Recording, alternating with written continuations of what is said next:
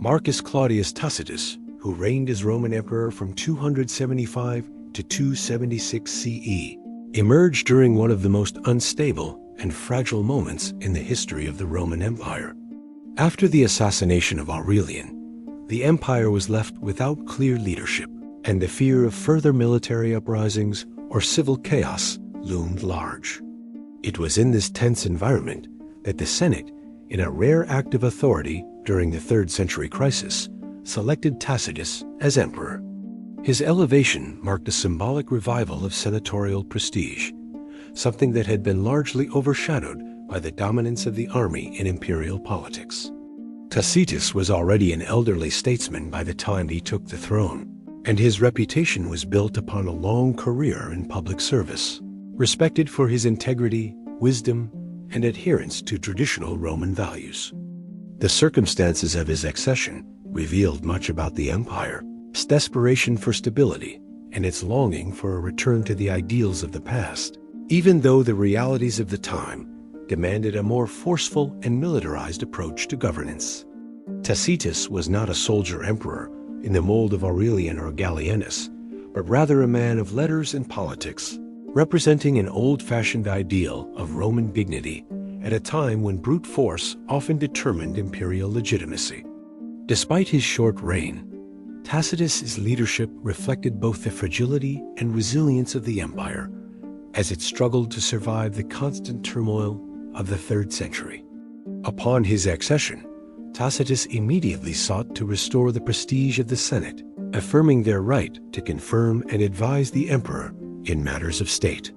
He claimed to govern in cooperation with them, declaring that the will of the Senate was as sacred to him as that of the gods.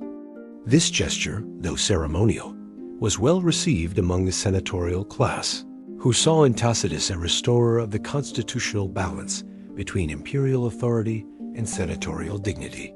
However, such idealism was short-lived, as the realities of the empire's borders soon called for military action. The death of Aurelian had left many regions vulnerable, and the threat of barbarian incursions, particularly from the Goths and other tribes along the frontiers, demanded immediate attention. Tacitus, despite his age, resolved to take personal command of the legions and confront the external threats himself, proving that he was not merely a ceremonial ruler. His decision to lead the campaign showed courage and a sense of duty, though it also exposed the limits of his physical endurance in a role that required constant movement and the harsh demands of warfare. The primary challenge during Tacitus's reign came from the so-called Heruli and other Gothic tribes who had taken advantage of Rome's temporary instability to raid Asia Minor. These invasions threatened some of the empire's most vital and wealthy provinces, and Tacitus moved swiftly to organize a counteroffensive. He appointed his half-brother, Florianus, as Praetorian prefect, entrusting him with key responsibilities in military logistics and command. The Roman army, still strong and disciplined after Aurelian's reforms, was able to respond effectively, and Tacitus himself marched east to join them. Historical sources, including Zosimus and the Historia Augusta, describe how the emperor personally directed campaigns in Cilicia and Cappadocia, achieving several victories against the invading tribes. His forces managed to kill a large number of barbarians and drive the remainder back toward the Black Sea. These victories, while modest compared to Aurelian's reconquests, restored a sense of confidence within the army and reassured the provinces that imperial protection had not vanished with Aurelian's death. However, the success of these campaigns could not mask the deeper weaknesses of the Roman system. Tacitus's age and health became increasingly problematic as the rigors of military life took their toll. Moreover, internal tensions within the army began to resurface. The Roman legions had grown accustomed to choosing their own emperors, and many officers viewed the senatorial appointment of Tacitus as an imposition rather than a legitimate ascension. This resentment was exacerbated by the favoritism shown to his family, particularly Florianus, who wielded immense power as the emperor's closest ally. In the eyes of many soldiers, Tacitus represented an out-of-touch aristocracy, disconnected from the realities of frontier warfare and the hardships faced by common legionaries. Such sentiments set the stage for future unrest, as the loyalty of the legions remained a fragile and often transactional relationship, dependent more on immediate benefits than on any enduring sense of Roman patriotism or constitutional duty. Tacitus's reign also coincided with continued economic difficulties that plagued the empire throughout the 3rd century. The constant need to fund military campaigns, rebuild infrastructure, and secure grain supplies placed immense strain on the treasury. Inflation, debasement of currency, and disruptions in trade further weakened the empire's fiscal stability. Although Tacitus attempted to maintain fiscal discipline and prevent corruption, his brief time in power left him little opportunity to implement meaningful reforms. Instead, much of his administration focused on maintaining continuity with Aurelian's policies, preserving the integrity of the coinage, and ensuring that the army remained adequately supplied. His decrees, though modest in scope, reflected a genuine concern for justice and order. He was particularly attentive to the needs of provincial governors, emphasizing fair governance and restraint in taxation. Such efforts, though praiseworthy, were overshadowed by the overwhelming complexity of the empire's problems. One of the more intriguing aspects of Tacitus' reign is the connection between his name and the famous historian Publius Cornelius Tacitus. Later writers claimed that the emperor was a descendant of the historian, a claim likely fabricated to lend prestige to his reputation. Whether or not this genealogy was true, it reflected how Tacitus sought to associate himself with Rome's literary and moral heritage. His reign, in many ways, represented a bridge between the old world of senatorial virtue and the new order of military dominance. Yet, this idealized vision could not withstand the harsh realities of constant warfare and political volatility. The empire was now defined by its frontiers and its armies, not its senate or traditions, and the authority of an emperor rested less on lineage or law than on the sword. As months passed, Tacitus's health deteriorated, and his ability to manage affairs weakened. His decision to leave much of the administration to Florianus only fueled discontent among certain factions of the army, particularly in the eastern provinces, where rival commanders began to assert their independence. Rumors of conspiracies and assassinations circulated widely, and trust within the ranks eroded. In the summer of 276 CE, while still on campaign in Cappadocia, Tacitus suddenly died under mysterious circumstances. Ancient sources differ on the cause of death. Some claim he was struck down by fever, others that he was murdered by disaffected soldiers. The brevity of his reign, barely 6 months, meant that his legacy was defined less by his achievements than by his intentions. He had sought to restore Rome's dignity and legitimacy through senatorial cooperation and moral governance. But the empire's underlying instability proved too great for such an approach to succeed.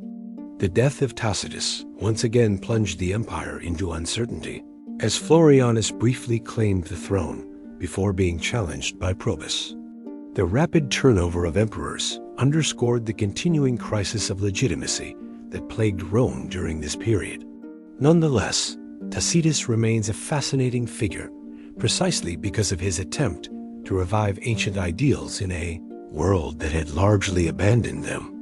His reign serves as a poignant reminder of how fragile Rome's imperial system had become, and how fleeting moments of order and virtue could be amid the chaos of constant upheaval. Though his rule lasted less than a year, Tacitus stands as a symbol of the Senate's last serious attempt to reclaim influence over imperial affairs before military power once again reasserted its dominance over the Roman world. When Tacitus ascended to the imperial throne in 275 CE, the Roman Empire was standing on the edge of exhaustion. The 3rd century had been marked by decades of internal anarchy, rapid successions, economic breakdown, and external invasions that seemed endless. The death of Aurelian had created yet another dangerous power vacuum, and the Roman world desperately needed stability. Tacitus, an elderly senator with a reputation for integrity and moderation, was hailed as a bridge between the traditions of the old republic and the harsh militarism of the crisis age. His selection by the Senate was intended to demonstrate that Rome still possessed a functioning civil authority beyond the army's control. But in truth, Tacitus's elevation was as much a compromise as a restoration.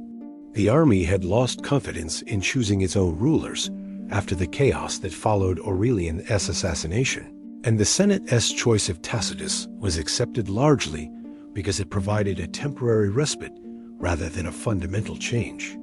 This uneasy alliance between the Senate and the legions would define his brief reign and foreshadow the conflicts that would follow. Tacitus was no revolutionary. He simply wanted to restore balance to an empire that had forgotten what balance meant. Upon assuming power, Tacitus addressed the Senate and people of Rome in a tone of humility, declaring that he would rule not as a despot, but as a servant of the state. He ordered that no man should be executed without due process, and reaffirmed the Senate's advisory role in governance, seeking to heal the rift between the imperial throne and the aristocratic class. His speeches and decrees echoed the ideals of earlier emperors such as Trajan and Marcus Aurelius, emphasizing duty, justice, and discipline. Yet the times had changed drastically since those golden ages. The Roman world was no longer governed by philosophy or law, but by the sword. Beyond the walls of Rome, barbarian raids continued to devastate the frontiers, and provinces that had once flourished under Pax Romana were now perpetually on the brink of collapse. Tacitus's appeal to senatorial virtue, while noble, did little to comfort provincial governors or soldiers, who faced the constant threat of invasion and rebellion. Even so, Tacitus was not content to be a ceremonial emperor, confined to the luxury of Rome. Despite his advanced age, he was reportedly in his 70s. He took the field himself to confront the growing threat of the Goths and Aurelian, who had crossed into Asia Minor. His decision to personally lead the campaign shocked many, but also won him respect among the legions, who admired his courage and sense of duty. His half-brother Florianus was appointed Praetorian prefect and acted as his chief lieutenant. Together, they marched east to meet the invading forces, who had overrun the provinces of Pontus, Galatia, and Cappadocia. The barbarian hordes, numbering tens of thousands, were plundering cities and taking captives in their wake. Tacitus arrived in the region with a disciplined army that still bore the imprint of Aurelian as reforms tough, mobile, and battle-hardened. The campaign against the invaders was swift and brutal. According to ancient sources, Tacitus's forces intercepted the enemy near the Taurus Mountains, inflicting heavy casualties. The Romans pursued the retreating tribes through the rugged terrain of Cilicia, where the final confrontation took place. Contemporary writers claim that the emperor himself oversaw the battle from the front lines, directing his soldiers with surprising vigor despite his age. The Roman legions, seasoned by years of frontier warfare, outmaneuvered the Goths and Aurelian, slaughtering thousands and forcing the survivors to flee toward the Black Sea. The victory brought temporary relief to the eastern provinces and earned Tacitus widespread acclaim. Cities sent him statues and honorary titles, and the Senate hailed him as the restorer of the East. Yet even in victory, the emperor's health began to fail, and whispers of discontent spread among the troops. While Tacitus was engaged in these military campaigns, the broader problems of the empire continued to fester. The economy was in crisis, the currency was devalued, and trade routes were frequently disrupted by raids and piracy. To stabilize finances, Tacitus sought to maintain Aurelian's reforms, particularly the effort to restore confidence in the coinage by improving silver content and curbing corruption in the mints. However, his measures were cautious and limited by time. Inflation and grain shortages persisted, and the cost of maintaining large armies strained the treasury to the breaking point. The emperor's insistence on senatorial oversight of fiscal affairs also irritated military commanders who saw such bureaucracy as an obstacle to quick action. These tensions reflected the deeper fault lines of Roman governance between the ideals of the old aristocracy and the pragmatic authority of the army that had come to dominate imperial politics.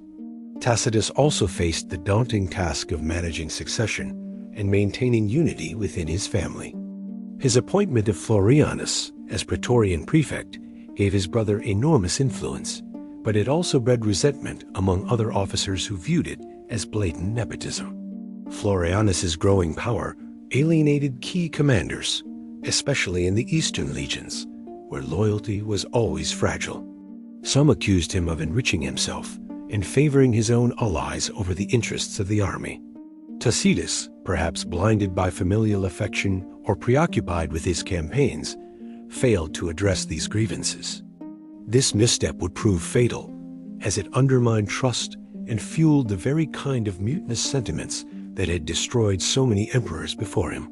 In his brief time on the throne, Tacitus sought to project the image of a philosopher king, a restorer of justice and moderation in an age of violence.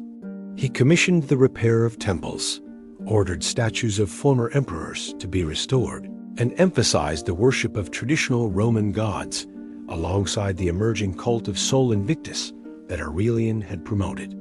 His policies reflected an attempt to blend old and new to preserve the moral authority of Rome's ancient traditions while adapting to the changing religious and political realities of the empire. Tacitus's reign, therefore, represented more than just another episode in the 3rd century crisis. It was a fleeting moment of introspection for an empire that had lost sight of its founding ideals. Despite his intentions, Tacitus's authority remained precarious. His dependence on the army for legitimacy meant that he could not risk alienating the soldiers, yet his senatorial background and emphasis on law made him ill-suited for the brutal pragmatism of military politics. Rumors of conspiracies began to circulate in the camps, suggesting that certain commanders were plotting to replace him. The emperor's old age and declining health made him an easy target for suspicion. Some claimed that he favored the Senate too much, others that he allowed his relatives to dominate affairs of state. Every emperor since the crisis began had faced such whispers, but for Tacitus, the danger was greater, because his legitimacy was rooted in the very institution, the Senate, that the army had long resented. As the year 276 CE progressed, Tacitus's situation grew more unstable. Although his victories in the east had brought temporary peace, new threats loomed in the north, where Gothic and Sarmatian raids continued to test the empire's defenses. The emperor, fatigued and perhaps aware of his own mortality, began to plan for a transition of power. He intended to formalize Florianus's position as his successor, believing that this would ensure continuity and avoid another crisis of succession. However, this decision alienated powerful generals, particularly those stationed in Syria and Egypt, who feared that Florianus would consolidate power at their expense. One of these commanders, Marcus Aurelius Probus, a respected and ambitious general, began quietly gathering support among the eastern legions, setting the stage for another violent contest over the imperial throne. Tacitus's final months were shrouded in mystery and intrigue. He continued to hold audiences, issue decrees, and oversee the administration of the provinces, but his strength was waning. The journey back from the eastern frontier was slow and arduous, and illness or exhaustion frequently forced him to halt. Contemporary accounts differ on how he met his end. Some describe a sudden fever, others a conspiracy among his own officers who struck him down during a rest stop in Cappadocia. Whatever the truth, Tacitus died in mid-276 CE after less than a year in power. His death, whether natural or violent, once again threw the empire into turmoil. Florianus immediately claimed the throne, but his rule would prove even shorter than his brother's, lasting only a few months before he was overthrown by Probus. The legacy of Tacitus lies not in grand reforms or monumental conquests, but in the image of a weary empire's final attempt to reclaim its lost virtues. He embodied the hope that wisdom, restraint, and lawful governance might still prevail in an age dominated by the sword.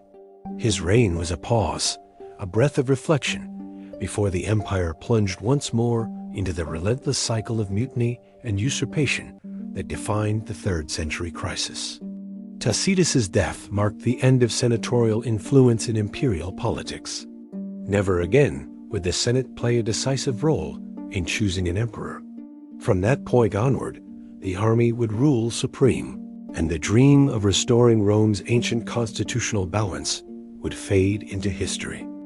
The reign of Emperor Tacitus, though brief and often overshadowed by the towering figures who came before and after him, represents one of the most fascinating transitions in the late 3rd century, a moment when Rome's political ideals briefly resurfaced before sinking once again beneath the assassination weight of military dominance.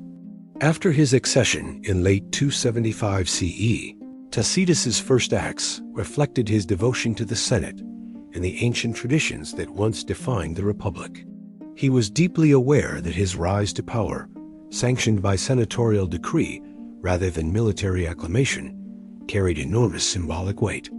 The Senate had long been marginalized by the relentless militarization of Roman politics.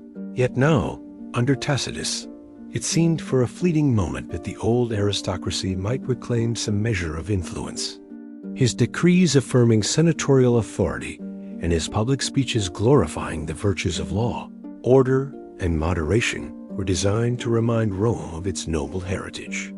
Yet the empire he inherited was not the Rome of Cicero or Augustus.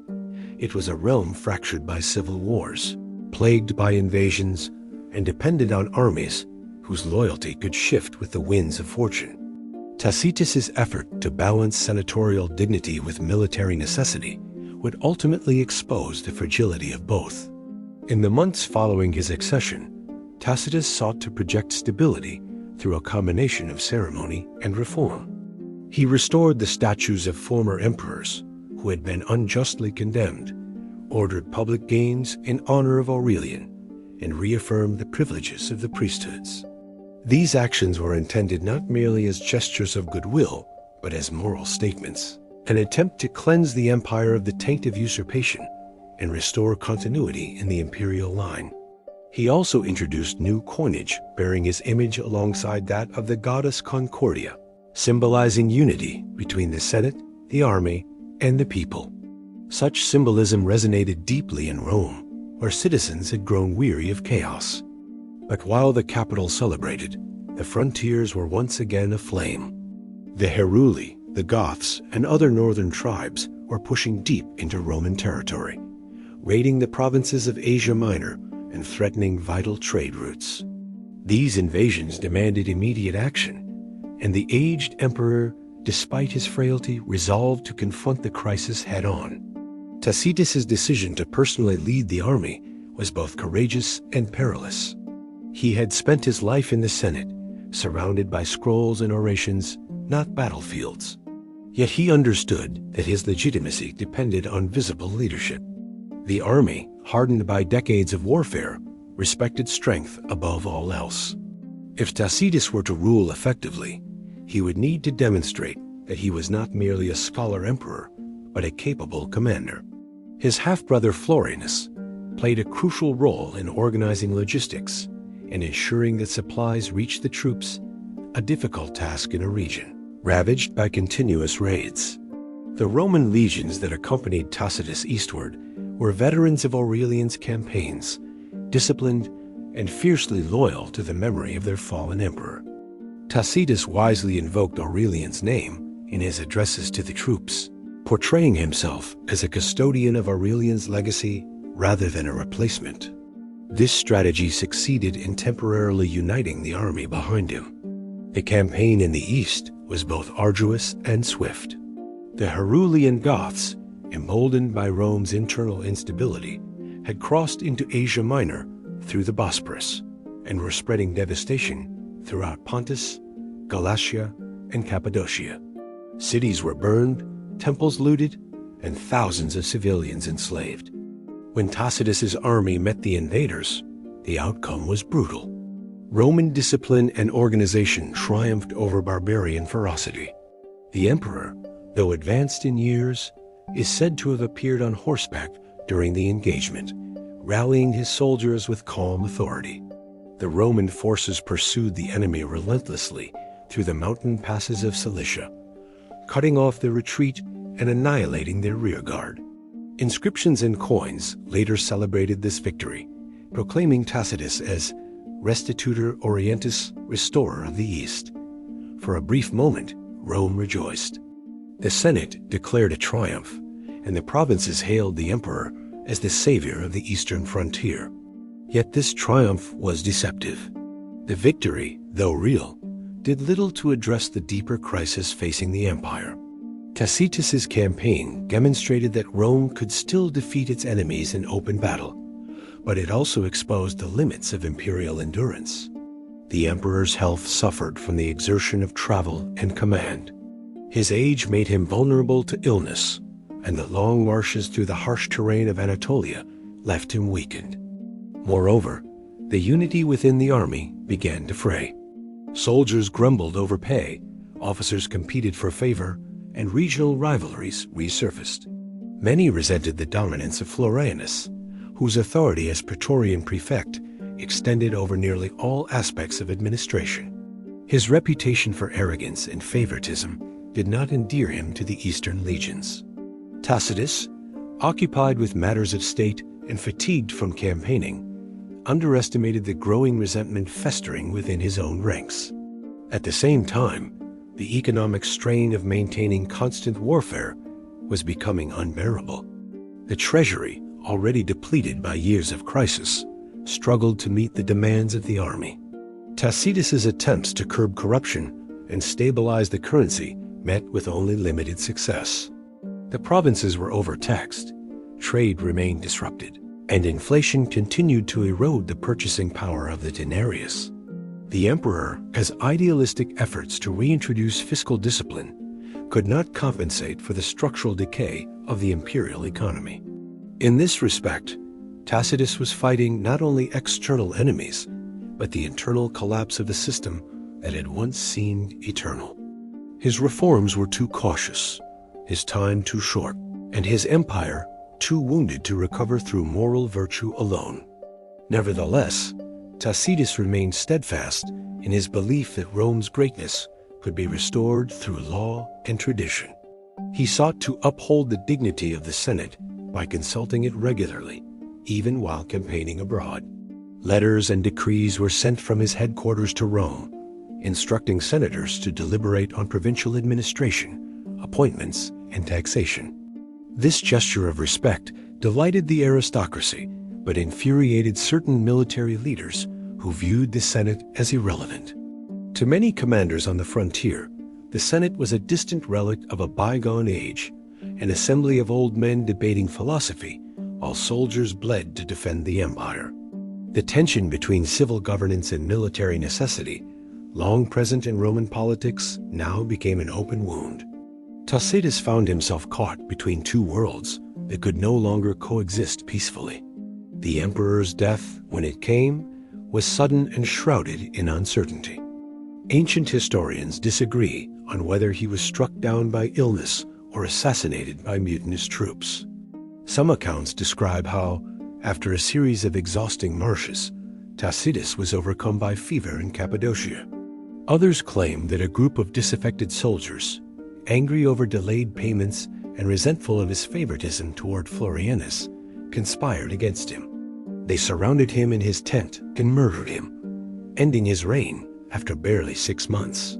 Whatever the truth, Tacitus's death once again plunged the empire into chaos.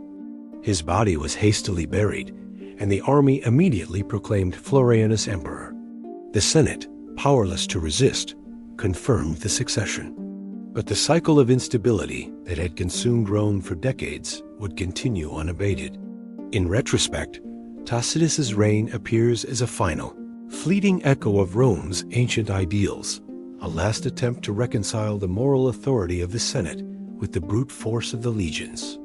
His brief moment on the throne demonstrated both the persistence of the Roman spirit and the futility of trying to restore a constitutional balance in an age of militarized autocracy. Tacitus's emphasis on justice, moderation, and senatorial cooperation could not survive in a world where emperors were made and unmade by soldiers. His death marked the symbolic end of senatorial influence in imperial politics. After him, the throne would be decided not in the Senate house, but in the camps of the legions. Tacitus's story is therefore not one of grand achievements or sweeping reforms, but of quiet nobility in the face of inevitable decline. He represented the last generation of emperors who still believed that the virtues of the Republic, honor, discipline, and duty, could save the empire from collapse. His reign was a moment of calm reflection between storms, a fragile attempt to bridge the gulf between Rome's glorious past and its uncertain future. Though his time was short and his power limited, Tacitus remains a poignant figure in the long, turbulent history of the Roman Empire. A reminder that even in its darkest hours, Rome could still produce leaders who dreamed not of conquest or tyranny, but of order, justice, and peace. Marcus Claudius Tacitus's reign, though tragically brief, entered a critical phase of consolidation and governance following the early successes that marked his rise. By the time he reached the middle of his short rule, Tacitus found himself in a situation both promising and perilous. The frontiers had been momentarily secured. The Senate had reaffirmed its ceremonial prestige, and the people of Rome looked to him as a symbol of the old order restored. Yet beneath this fragile stability lurked an empire still fractured by decades of internal strife, economic decay, and provincial alienation. Tacitus was not blind to the challenges.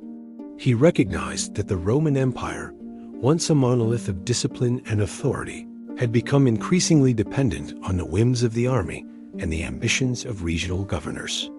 As he moved from immediate military campaigns to the broader task of administration, Tacitus faced the same paradox that haunted nearly every emperor of the 3rd century: how to balance senatorial dignity with military necessity. His reforms, though limited by time, reflected a clear vision of a return to legality and order. Tacitus sought to curb corruption within the provincial bureaucracy, aiming to ensure that taxes collected from the people were actually used for defense and civic welfare rather than lining the pockets of officials. He commissioned inquiries into the mismanagement of grain shipments and the exploitation of provincial merchants by tax collectors. Tacitus's approach was more moralistic than structural. He believed that reasserting the moral integrity of Roman governance could, in itself, restore stability.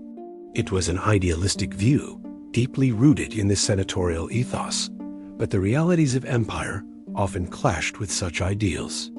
The vast military machine on which Rome depended could not be governed by moral exhortation alone. It required discipline, resources, and decisive authority.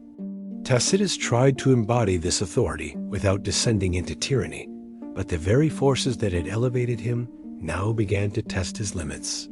The military campaigns against the Goths and other tribes continued, and while initial victories had brought him acclaim, the prolonged presence of Roman forces along the frontiers strained supply lines and morale. Tacitus delegated increasing authority to his generals, including his half-brother Florianus, whose loyalty and ambition would later play a pivotal role in the emperor's fate. The distance between Tacitus's command in the field and the Senate in Rome widened, not merely in geography, but in influence. The army, still restless after decades of political manipulation, grew impatient with senatorial oversight and ceremonial restraint. Reports from the provinces indicated that local rebellions and incursions were reigniting. As word spread that the emperor was preoccupied with administrative formalities rather than decisive warfare, Tacitus, however, understood the necessity of legitimacy. He continued to emphasize the role of the Senate in governance, issuing edicts and letters that reinforced the notion that Rome was not merely an empire ruled by military power, but a civilization anchored in law and tradition. His inscriptions often bore the phrase Senatus Populusque Romanus, the Senate and the people of Rome, signaling his desire to restore the ancient harmony between the two pillars of Roman authority. Yet even as he made these gestures, he faced the growing realization that the army's loyalty was not to the Senate, but to whoever commanded their pay and victories. His insistence on senatorial consultation sometimes slowed decision-making, particularly in military crises that demanded swift action. As the year 276 CE unfolded, new threats emerged from the east. Reports from Cappadocia and Syria indicated renewed Gothic raids, and the once stable provinces of Asia Minor were showing signs of unrest. Tacitus personally led a campaign to re-establish control, demonstrating remarkable energy for a man of his age. Contemporary accounts, though scarce, describe an emperor who rode alongside his soldiers, enduring the same hardships, sharing their rations, and rallying them with appeals to Roman honor. His leadership inspired temporary loyalty, and victories were achieved in isolated skirmishes. Yet the fatigue of constant warfare, coupled with the lack of decisive strategy, began to erode the initial enthusiasm. Tacitus's reliance on older senatorial officers rather than experienced frontier commanders led to friction within the ranks, and whispers of dissatisfaction spread among the legions. Meanwhile, in Rome, the administrative reforms he had initiated began to lose momentum. Corruption returned as soon as his attention shifted to the frontiers. The Senate, while publicly loyal, privately debated whether such a frail and moralistic emperor could truly secure the empire's future. Many senators admired his principles, but doubted his effectiveness. Tacitus's policies to curb military corruption, including stricter audits of pay records and penalties for looting, won him enemies among the officers who benefited from the lax discipline of previous reigns.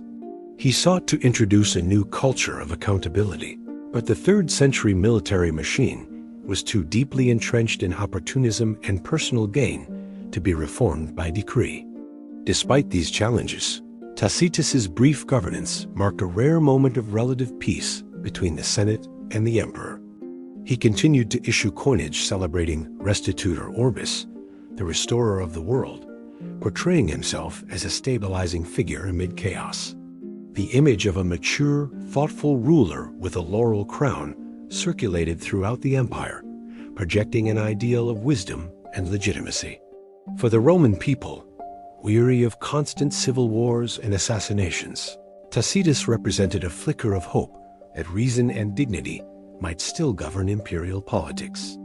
But the reality was that his reign depended on a fragile equilibrium that could collapse at the first sign of military discontent. As the campaigns in the east dragged on, Tacitus's health began to deteriorate. He was advanced in age, and the physical toll of leadership under constant stress began to show.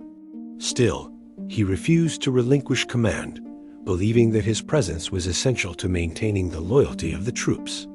His letters from this period, as preserved by later historians, reveal a tone of both resignation and resolve. A man aware that his time was short, yet determined to fulfill his duty to the empire that had entrusted him with power. Tacitus's reign, though destined to end within a year, stood as a testament to the enduring tension between Roman idealism and the brutal realities of imperial rule. It was a reign of principle over pragmatism, a final gesture of senatorial dignity before the empire's return to military domination. Tacitus's parting months would soon reveal the tragic inevitability of his fate and the enduring fragility of Rome's imperial system, setting the stage for the next struggle over the throne. The final phase of Emperor Tacitus's reign represents both the culmination of his efforts to stabilize the Roman Empire and the tragic brevity of his legacy. By the time 276 CE dawned, Tacitus had spent much of his short rule traveling across the eastern provinces, leading campaigns and addressing administrative corruption. He had brought temporary peace to regions long tormented by invasions and internal decay, and his victories against the Goths had restored a measure of Roman pride. Yet his advanced age, combined with the strain of constant warfare and political intrigue, began to erode his health and authority. The empire he inherited was fractured not only geographically, but also ideologically, torn between the Senate's fading traditions and the army's dominance in imperial succession. Tacitus, in trying to reconcile both forces, found himself increasingly isolated. His senatorial background won him respect among Rome's elite, but suspicion among the soldiers who preferred younger, battle-hardened commanders.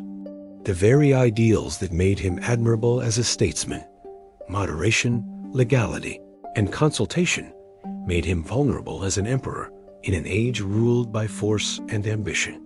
As he continued his march through Asia Minor, reports of unrest began to surface.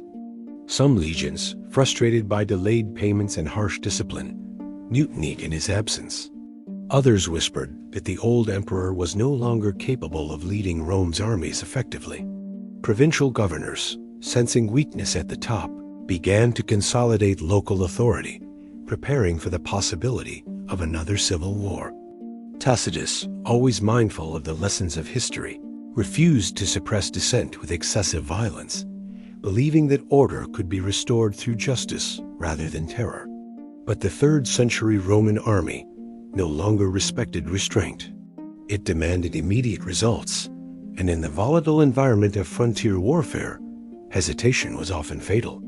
While on campaign in Cilicia or Cappadocia, sources differ on the exact location, Tacitus suddenly fell ill. The exhausting marshes, exposure to the elements, and the pressures of leadership overwhelmed his aging body. According to one account, he succumbed to fever. Another suggests he was assassinated by discontented soldiers who blamed him for their hardships. Whatever the truth, his death was sudden and unceremonious, leaving the empire once again without a ruler. Some ancient writers claim that his loyal troops mourned him deeply, burying him with honors. Others depict his passing as the inevitable fate of a man too virtuous for an empire consumed by chaos. Either way, his end symbolized the fragility of Roman leadership in the crisis of the 3rd century, where emperors rose and fell not by merit or policy, but by the will of restless armies. In the aftermath of his death, confusion reigned. His half-brother Florianus swiftly proclaimed himself emperor, hoping to secure the loyalty of the legions and continue Tacitus's policies. Yet the empire had already grown weary of uncertainty, and Florianus's reign would prove as short as his predecessors. The Senate, once again sidelined, lamented the loss of one of its own. Tacitus had represented the last serious attempt by a senatorial emperor to govern in harmony with Rome's ancient republican traditions. After him, the empire would increasingly become a military autocracy, with emperors rising from the ranks of the army rather than the aristocracy. Tacitus's experiment in balanced governance, rule shared between Senate and sword, had failed not because of his lack of wisdom, but because the Roman world had changed beyond repair. Despite the brevity of his reign, Tacitus's rule holds an enduring place in Roman memory. He embodied the virtues of an earlier age, piety, restraint, and devotion to duty, at a time when such qualities were no longer enough to secure power. His efforts to restore the Senate's dignity, to reform the provinces, and to uphold justice amid chaos earned him posthumous respect even among those who doubted his effectiveness. Historians such as the author of the Historia Augusta depicted him as an honorable man caught between two incompatible worlds, the idealism of Rome's past and the brutal realism of its military future. Tacitus's coinage and inscriptions celebrate victory and renewal, yet they also reflect an empire struggling to remember what it once stood for. His title, Restitutor Orbis, Restorer of the World, though modest compared to Aurelian's achievements, captures his genuine aspiration to heal Rome's wounds. The lessons of Tacitus's reign echo through the final centuries of the Roman Empire. His failure was not one of character but of circumstance. The political system he tried to revive, one where Senate and emperor cooperated for the common good, could no longer function in an empire that depended on constant military vigilance.